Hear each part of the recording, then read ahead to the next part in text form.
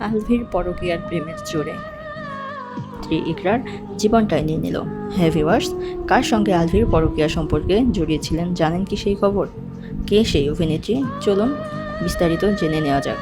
খুব অল্প বয়সে, মাত্র 19 বছর বয়সে বাবা মায়ের অমতে গিয়ে পালিয়ে বিয়ে করেছিলেন ছোট ছোট পর্দার জনপ্রিয় অভিনেতা আলভি। ভালোবাসার ঝোঁকে শুরু হয়েছিল ইকরার সঙ্গে তার পথচলা। দেখতে দেখতে কেটে গিয়েছিল সংসার জীবনের 14টা বছর। কয়েকদিন আগেও দুজনকে জন্মদিনের হাসি মাখা ছবিতে দেখা গিয়েছিল। ফেসবুকে ভরা ছিল সুখী মুহূর্ত। কিন্তু সত্যটা হলো, আমরা সোশ্যাল মিডিয়া মানুষকে যতটা হাসি খুশি দেখি, সেটা আসলে তারা আমাদের যতটা দেখাতে চায় ঠিক ততটাই। ভেতরের কান্না, অশান্তি, ভাঙাচোরা, সেগুলো ক্যামেরার সামনে আসে না।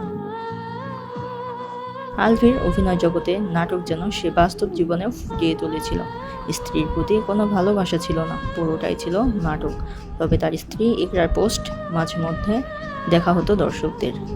তবে তার স্ত্রী ইকরার পোস্টে সবসময়ই সে তার বাচ্চা এবং তার স্বামীকে নিয়ে ছোট ছোট সুখের গল্প লিখত। তবে গতকাল আলভির পোস্টে তার স্ত্রী একটি কমেন্ট করেছিলেন, যেখানে আলভি লিখেছিল, ভুল করলে মাফ মেলে কিন্তু মুক্তি মেলে না। সেখানে তার স্ত্রী কমেন্ট করেছিল, কনগ্রেচুলেশন, ভুল করলে মাফও মেলে না, মুক্তিও মেলে না, ভুল স্বীকার করতে পারলাম, আমিন, আমার আমিকে মুক্তি করে দিলাম, আবার কষ্ট কেন? হ্যাঁ দর্শক, ঠিক এভাবেই আলভিকে জবাব দিয়েছিলেন তার স্ত্রী ইকরা। আর সেই পোস্টের মাধ্যমেই বোঝা গিয়েছিল তাদের সম্পর্কের ইতি টানতে চলেছে তারা।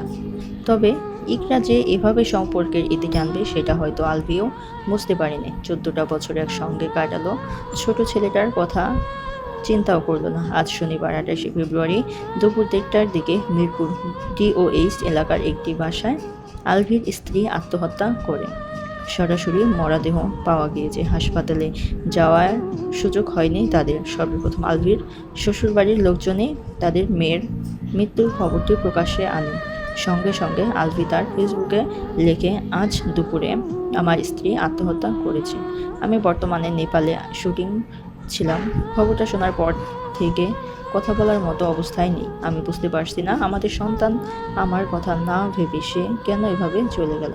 আর আলভির এই ধরনের পোস্ট দেখে অনেকে হাসাহাসি করছে, বলছে পরকীয়ার সম্পর্কে জড়িয়ে এখন নাটক করছো।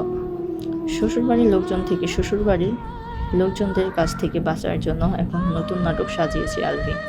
তো দর্শক, আপনাদের কাছেও কি এমনটাই মনে হয়?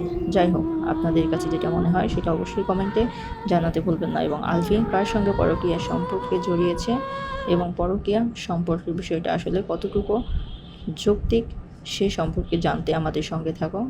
ধন্যবাদ। আল্লাহ হাফেজ।